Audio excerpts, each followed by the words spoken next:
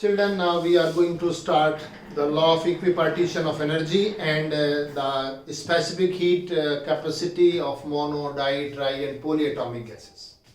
तो देखिए इसमें हम नई चीज आज पढ़ने जा रहे हैं और वो पढ़ रहे हैं हम क्या, law of equipartition of energy. क्या होता है बच्चों law of equipartition of energy? Law of equipartition of energy, जैसे इसके नाम से ही क्लियर है बच्चों, इक्विपार्टीशन यानी कि इसमें एनर्जी का इक्वल डिस्ट्रीब्यूशन है, सबका पार्ट इक्वल है, ऐसा क्यों लॉ बनेगा। तो क्या कहता है, फॉर ए सिस्टम, इस लॉ का हम स्टेटमेंट बता देते हैं, for a system in thermal equilibrium, thermal equilibrium क्या होता है, एनर्जी, टोटल एनर्जी जिसको हम internal energy of the system कहते हैं, is distributed among all the degrees of freedom, the number of degrees of freedom equally।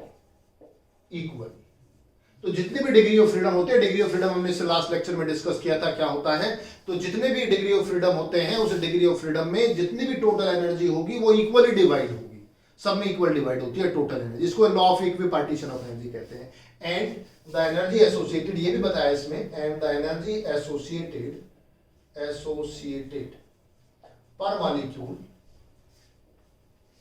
पर degree of freedom is 1/2 kT, where K is Boltzmann constant and T is temperature। तो energy किसका function हुआ, temperature का function हुआ। Total energy कितनी होगी, जैसे monoatomic है, डायएटॉमिक गैस है, ट्राइएटॉमिक गैस है, उसमें हर मॉलिक्यूल की अलग अलग डिग्री ऑफ फ्रीडम हो सकते हैं। तो जो टोटल एनर्जी होगी that is divided equally to all the degrees of freedom, जितने डिग्री ऑफ फ्रीडम होंगे सब में इक्वली डिवाइड होगी और पर मॉलिक्यूल, एक मॉलिक्यूल की 1 डिग्री ऑफ फ्रीडम की जो एनर्जी होगी that is given by 1/2 kT, where K is the Boltzmann constant and T is the temperature. So it is the energy associated per molecule per degree of freedom and that is given by 1/2 kT। यानी कि एक degree of freedom का कितना share होगा किसी भी molecule में, वो ½ kT होगा और जितने number of degree of freedom होंगे सब में इक्वली डिवाइड होती चली जाएगी एनर्जी। अगर 3 डिग्री ऑफ फ्रीडम है तो टोटल एनर्जी 3/2 kT हो जाएगी एक मॉलिक्यूल की, अगर 5 है तो देन 5/2 kT हो जाएगी। तो इस तरीके से हम क्या निकाल सकते हैं, total energy of the gas निकाल सकते हैं बच्चों। तो ये तो this is called law of equipartition of energy, ठीक है।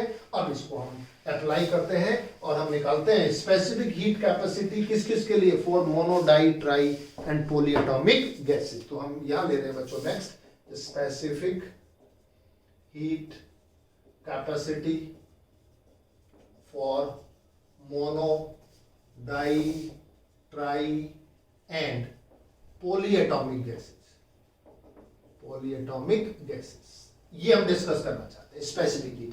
देखिए मोलर स्पेसिफिक हीट हमने डिफाइन किया था, 2 तरह की मोलर स्पेसिफिक हीट्स में डिफाइन किया था हमने, एक सीपी होता है और ये क्या होता है, सीपी होता है, दोनों होते हैं। और ये हम गामा भी डिफाइन करते हैं, ये तो एट कांस्टेंट क्या होता है, प्रेशर, और ये क्या होता है, eight constant volume. This is molar specific heat at constant volume represented by Cv। This is molar specific heat at constant pressure and it is represented by Cp। और ये भी हमने पढ़ा था, इसमें गामा इज इक्वल टू होता है Cp/Cv। Gamma is the ratio of molar specific heat at constant pressure to the molar specific heat at constant volume, ठीक है। एक फार्मूला और हम यहां और पढ़ते हैं, एट कांस्टेंट वॉल्यूम। अगर हम कांस्टेंट वॉल्यूम लेते हैं तो बच्चों इसमें dq इज इक्वल टू कितना आ जाता है, अगर हम लेंगे तो वैसे तो कांस्टेंट वॉल्यूम है तो dq is equal to du हो जाएगा, बिकॉज वर्क डन कितना हो जाएगा, 0 हो जाएगा फर्स्ट लॉ ऑफ थर्मोडायनेमिक्स के अलोंग। कांस्टेंट वॉल्यूम में dv की वैल्यू क्या होती है, 0, और dq किसके इक्वल होता है, du प्लस pdv। तो pdv कितना हो गया, dv is the change in volume. So du is equal to किसके इक्वल हो गया, dq के। और बताइए dq कितना है, अगर हम इसमें ले रहे हैं बच्चों 1 ग्राम मोल ले रहे हैं या 1 मोल ले रहे हैं, तो 1 मोल के लिए मास into specific heat at constant volume and multiplied by dt। For 1 mole of a gas, then this is mass is equal to 1 mole, Cv the molar specific heat, dt is the rise in temperature, और यहाँ से Cv का formula निकल जाएगा du/dt। ये formula है specific heat, molar specific heat at constant volume, which is equal to rate of change of internal energy। ये formula होता है। तो हम इस फॉर्मूले को भी अप्लाई करेंगे, ये वाला फॉर्मूला भी अप्लाई करेंगे, और एक हमने इसमें और पढ़ा था Cp minus Cv equal to R, जिसको मेयर्स फॉर्मूला कहते हैं। It is the application of first law of thermodynamics. और यहाँ से Cp निकालने के लिए क्या करते हैं, Cv प्लस आर, ये फॉर्मूला है बच्चों। तो हम क्या करेंगे, देखिए हमारे पास Cv निकालने का फॉर्मूला हो गया है। Cp निकालने के लिए इसमें Cv में R को ऐड कर देंगे, और इस तरीके से गामा निकालने के लिए क्या निकालेंगे, Cp अपॉन Cv फाइंड करेंगे। ये सारा मेथड इस तरह को हम पहले से पढ़ के आ चुके हैं। ये प्रीवियस नॉलेज है जो हम पहले से जानते थे, जिसमें हमने इसको थोड़ा सा अब यहाँ मॉडिफाई किया है। जो इसमें हीट सप्लाइड होगा that is equal to the change in internal energy at constant volume. क्या फॉर्मूला होता है, अगर हम पूरा लिखें, PdV होता है, और PdV की वैल्यू कितनी हो जाएगी, 0 हो जाएगी, because it occurs at constant volume. और dQ कितना होता है, it is mc/dt। m is 1 for molar specific heat, तो यहाँ मास 1 मोल के लिए हो गया 1, और Cv इंटू dt, और ये हो जाएगा molar specific heat at constant volume, and this is molar specific heat at constant pressure, and this is gamma is equal to Cp upon Cv। अच्छा चलिए, अब ये नॉलेज है, और law of equipartition of energy हमने पढ़ लिया है। और यहाँ सबसे पहले हम निकालना चाहते हैं किसके लिए, ए पार्ट फॉर किसके लिए, mono atomic gas, mono atomic gas, mono atomic gas. तो जो मोनो एटॉमिक गैस होती हैं, जैसे आपका हीलियम, आर्गन, नियोन, इनके लिए कितने number of degrees of freedom होता है। पहले number of degree of freedom से स्टार्ट करेंगे। The number of degrees of freedom, the number of degrees of freedom for mono atomic gas के लिए अभी हमने निकाला था, n इज इक्वल टू कितना आया था, 3 आया था। हमने मोनो एटॉमिक के लिए भी फाइंड किया था, डाई एटॉमिक के लिए भी फाइंड किया था, ट्राई एटॉमिक के लिए भी फाइंड किया था। मोनो एटॉमिक के लिए क्या फॉर्मूला लिया था हमने, n is equal to 3a minus r, 3 into कितना आएगा, मोनो एटॉमिक है, नंबर ऑफ एटम्स कितने हैं 1, इंडिपेंडेंट रिलेशन कितना हो गया 0, तो कितना हो गया 3 हो गया। The number of degrees of freedom are 3। कैसे लिए, such like of helium, neon, argon etcetera, इन सब के लिए number of degrees of freedom 3 होते हैं। ओके, अब लॉ ऑफ इक्विपार्टीशन एनर्जी क्या कहता है, by law of equipartition of energy. तो देखिए क्या है इसमें, एनर्जी ऑफ वन मॉलिक्यूल पर degree of freedom, per degree of freedom is equal to कितनी होती है, हाफ kT। ये होती है, के क्या है इसमें, बोल्ट्जमैन कांस्टेंट। ये law of equipartition of energy हमने पढ़ा है। वन मॉलिक्यूल की पर डिग्री ऑफ फ्रीडम जो एनर्जी होती है वो कितनी होती है, हाफ kT होती है। और मोनोएटॉमिक गैस में कितनी डिग्री ऑफ फ्रीडम है, मॉलिक्यूल के 3 है, तो पर मॉलिक्यूल कितनी हो जाएगी, so energy of one molecule is equal to कितना हो जाएगा, 3 into half kT, that is equal to 3/2 kT। एक मॉलिक्यूल की कितनी एनर्जी होगी, अगर हमने यहां निकाला मोनो एटॉमिक गैस के एक मॉलिक्यूल की जो एनर्जी होती है वो 3/2 kT होती है। क्यों, मोनो एटॉमिक गैस के मॉलिक्यूल के लिए 3 डिग्री ऑफ फ्रीडम हो सकते हैं, और जब 3 डिग्री ऑफ फ्रीडम होते हैं, 1 डिग्री ऑफ फ्रीडम की law of equipartition of energy से जो एनर्जी होती है वो हाफ kT होती है। तो 3 डिग्री ऑफ फ्रीडम की कितनी हो जाएगी, 3 into half kT equal to 3/2 kT। हमें तो किस में निकालना है, 1 मोल में निकालना है, ठीक है। तो हम निकालेंगे एनर्जी, टोटल एनर्जी भी लिख सकते हैं, total energy in 1 mole of monoatomic gas, monoatomic gas.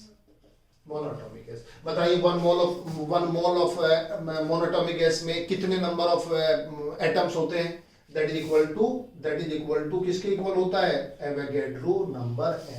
What is Na, Avogadro number. तो एक मॉलिक्यूल की तो एनर्जी कितनी है, 3/2 kT, और 1 मोल में कितने मॉलिक्यूल्स हैं, that is equal to Na। तो कितनी हो जाएगी 1 मोल में, Na इंटू 3/2 kT, ये हो जाएगी। और अगर हम इसको यहां ऐसे लिख दें 3/2 KNA इंटू टी, और इस कांस्टेंट के बारे में आपने जान पढ़ा है, क्या कहते हैं इसको, K इंटू Na को क्या कहते हैं, R, gas constant for 1 mole of ideal gas. कैसे, R को हमने डिफाइन किया था, सॉरी K को डिफाइन किया था R upon Na। R gas constant होता है, Na एवोगैड्रो नंबर होता है, दोनों की रेशो को हम बोल्ट्जमैन कांस्टेंट कहते हैं। तो K इंटू NO की वैल्यू कितनी हो जाएगी, R हो जाएगी। And this is internal energy of the monoatomic gas in 1 mole of its quantity. तो 1 मोल में कितनी इसमें एनर्जी हो जाएगी, internal energy, that is equal to 3/2 RT।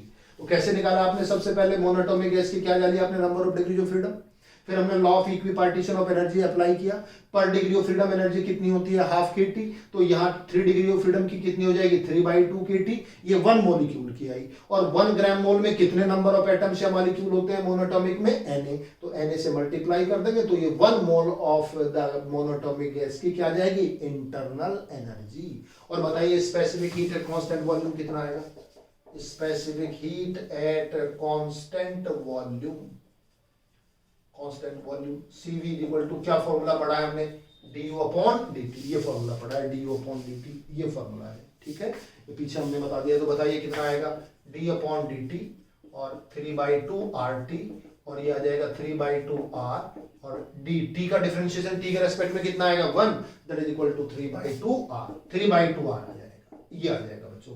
So this is, और R की वैल्यू अगर जूल में लेंगे तो कितना होता है 8.31 जूल पर मोल पर केल्विन। अगर हमें इसमें कैलकुलेट करना होगा तो 3/2 इंटू 8.31, और ये एनर्जी आ जाएगी आपका किसमें है, ये जूल पर मोल पर केल्विन, ये एनर्जी आ जाएगी इसमें, ठीक है। किसके लिए एनर्जी आ जाएगी, specific heat at constant volume, किसके लिए, for monoatomic gas, monoatomic gas के लिए। अब ये तो हो गया at constant value, at constant pressure कितना होगा, at constant pressure Cp equal to क्या फॉर्मूला पढ़ा है हमने, Cp इक्वल टू किसके इक्वल है, Cv प्लस R, और यहां से आप Cv की वैल्यू रख दीजिए, कितना है 3/2 R plus R is equal to 5/2 R, 5/2 R आ जाएगा। Again you can put the value of R and you can calculate it, हम इसको फाइंड कर सकते हैं। और इसी तरह से हम गामा भी निकल सकते हैं।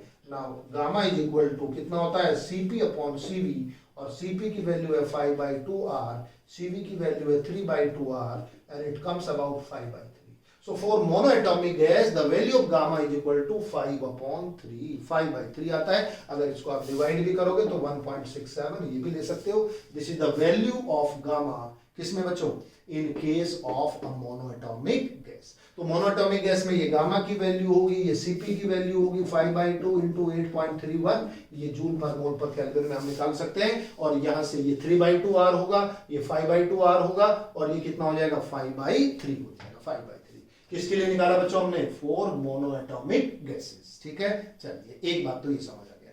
अगर मोनोएटॉमिक के लिए समझ आ गया तो हम इसी तरह से इन्हीं स्टेप्स में निकालेंगे for diatomic gases. Now we come to be, किसके लिए, फॉर डाइएटॉमिक गैसेस। डाइएटॉमिक, अगर हम डाइएटॉमिक गैस के लिए कैलकुलेट करना चाहें तो बच्चों कितना होगा, तो बताइए डाइएटॉमिक कौन सी होती है, डाइएटॉमिक हो गया जैसे N2H2 Cl2, ये कैसी गैसेज हैं, डाइएटॉमिक गैसेज होते हैं। So how many degrees of freedom are there for the diatomic gas.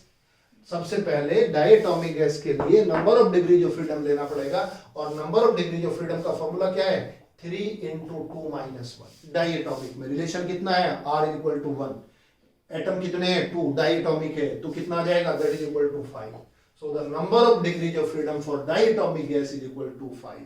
और हमने क्या कंसीडर किया है, consider 1 mole of diatomic gas, diatomic gas like कौन से वाला बच्चों, हाइड्रोजन, और आपका कौन सा आएगा, नाइट्रोजन, ऑक्सीजन एक्सेट्रा, कोई भी हम गैस मान लेते हैं, ठीक है। और इसमें डिग्रीज ऑफ फ्रीडम कितनी होती है, 5 होती है। चलिए अब इसमें वही सिस्टमैटिकली आप लॉ अप्लाई कीजिए। By law of equipartition energy क्या पढ़ा है हमने, एनर्जी ऑफ 1 मॉलिक्यूल पर degree of freedom is equal to half kT।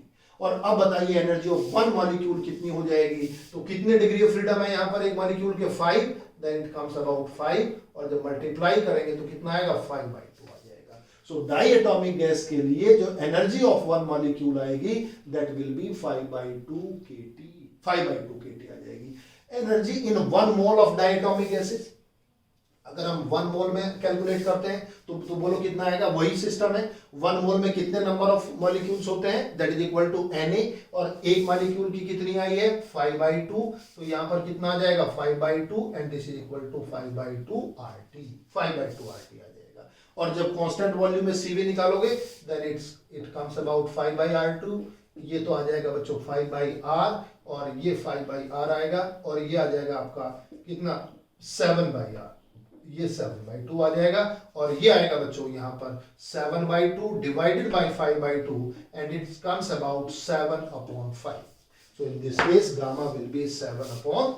We can find, यहाँ से हम कैलकुलेट कर सकते हैं। तो बच्चों ये 5/2 2R और ये कितना आएगा 7/2R. This is the specific heat at constant pressure and this is specific heat at constant volume and this is the gamma which is equal to Cp/Cv. ये फॉर्मूला बनेगा. तो बिल्कुल सिस्टमेटिक. अगर हमने मोनो का सीख लिया है तो ऐसे ड्राई का निकाल लेंगे, ऐसे ट्राई एटॉमिक गैस का भी निकाल सकते हैं, सबका इसी तरह से फाइंड कर सकते हैं. तो देखिए तो डाई का समझ आ गया कितना होता है. अगर ट्राई एटॉमिक का लेना हो बच्चों सी पार्ट, अगर हमें लेना हो इसमें फॉर ट्राई एटॉमिक गैसेस, तो देखिए इसी में हम मॉडिफाई कर देते हैं ट्राई एटॉमिक गैस के लिए.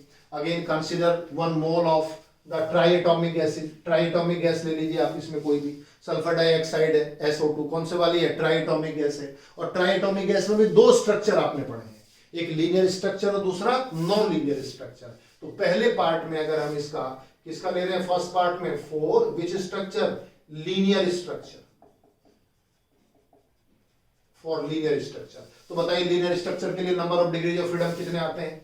ट्राई एटॉमिक में कौन सा तरीका लिया था हमने, ये और ये लीनियर स्ट्रक्चर है तो एक R ये बनेगा, एक R ये बनेगा और A की वैल्यू कितनी बनेगी 3. तो ये 3 और माइनस कितना आएगा 2, that is equal to 7. So for triatomic gas for linear structure the number of degrees of freedom are 7. number of degrees of freedom 7 है और डिग्री ऑफ फ्रीडम 7 है तो लॉ ऑफ इक्विपार्टीशन एनर्जी क्या कहता है, पर डिग्री ऑफ फ्रीडम कितनी होती है, हाफ kT होती है. और अगर पर डिग्री ऑफ फ्रीडम ये हाफ kT है तो 7 डिग्री ऑफ फ्रीडम में कितनी आ जाएगी, that is equal to 7/2 kT. यहाँ 7/2 kT आ जाएगा. So this is the energy of one molecule of triatomic gas that is equal to 7/2 kT. और देखिए कितना इंपॉर्टेंट लॉ होगा, कितना अच्छा लॉ हो गया. हमें ये पता चल गया कि पर डिग्री ऑफ फ्रीडम कितनी एनर्जी है और हम डिग्री ऑफ फ्रीडम कैलकुलेट करके किसी भी गैस के मॉलिक्यूल की क्या निकाल सकते हैं, एनर्जी फाइंड कर सकते हैं.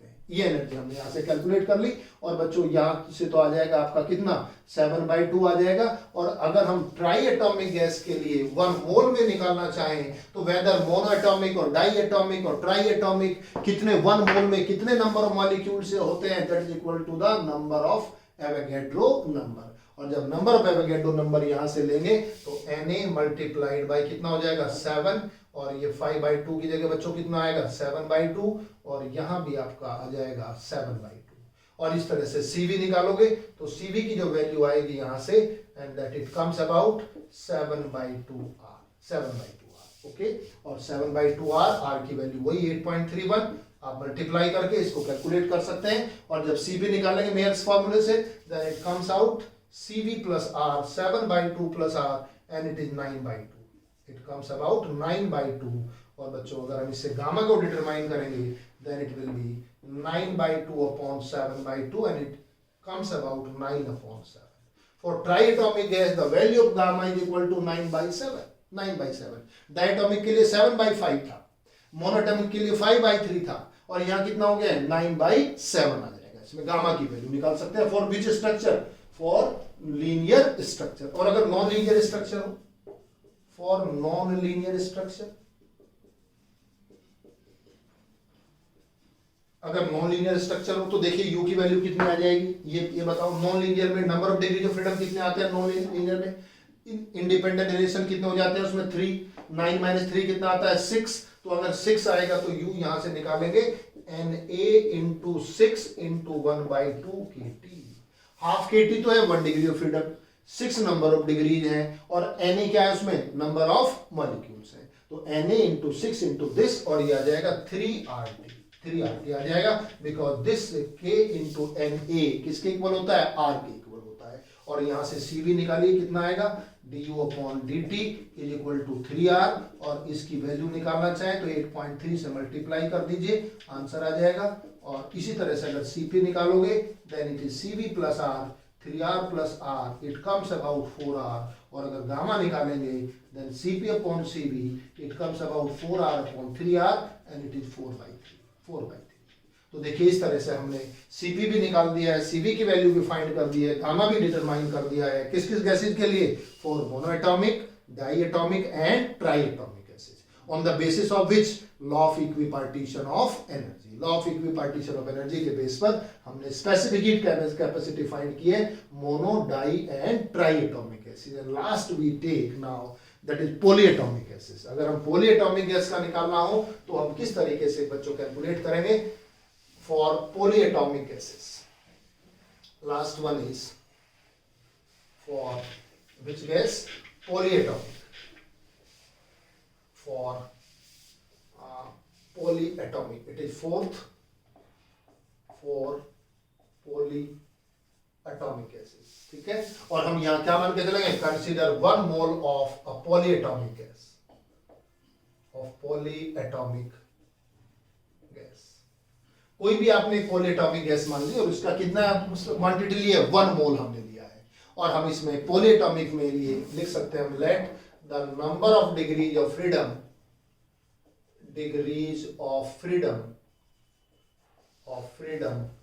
is equal to n. अब इसमें number of degree of freedom n मान लेंगे. अभी तक तो हमारे पास फिक्स थी, मोनो में इतना आएगा, डाई में इतना आएगा, ट्राई में इतना आएगा. यहाँ पॉलीएटॉमिक में अगर number of degrees of freedom n है तो बताइए टोटल इंटरनल एनर्जी कितनी हो जाएगी? Total internal energy in 1 mole of polyatomic gas U is equal to, क्या फॉर्मूला है? कितने नंबर ऑफ मॉलिक्यूल्स हो जाएंगे इसमें? कितने आएंगे बच्चों? Na. ये तो एवोगैड्रो नंबर हो गया है. और एक डिग्री ऑफ फ्रीडम की कितनी है? Half kT. और कितने डिग्री ऑफ फ्रीडम है पर मॉलिक्यूल? Into n. तो कितना हो जाएगा? Na into n into 1/2 kT. और हम इसको लिखेंगे n into 1/2 Na into k into क्या लिखेंगे? T. And it comes about n/2 into r. n/2 और Na इंटू k किसके इक्वल हो जाएगा? r के इक्वल हो जाएगा, gas constant. So n/2 RT, this is the total internal energy. What about Cv? Specific heat at constant volume. कौन से वाली? Molar specific heat. Cv is equal to, क्या फॉर्मूला है? du/dt. और जब d/dt लेंगे बच्चों तो कितना आएगा? n/2 RT.